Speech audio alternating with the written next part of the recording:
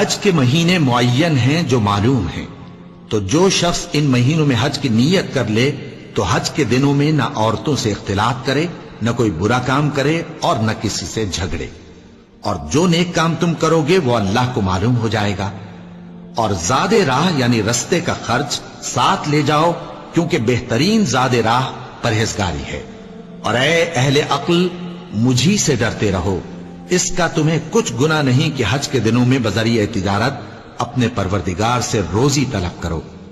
और जब अराफात से वापस होने लगो तो मशरे हराम यानी मुज़दलिफा में अल्लाह का जिक्र करो, और उस तरह जिक्र करो जिस तरह उसने तुमको सिखाया।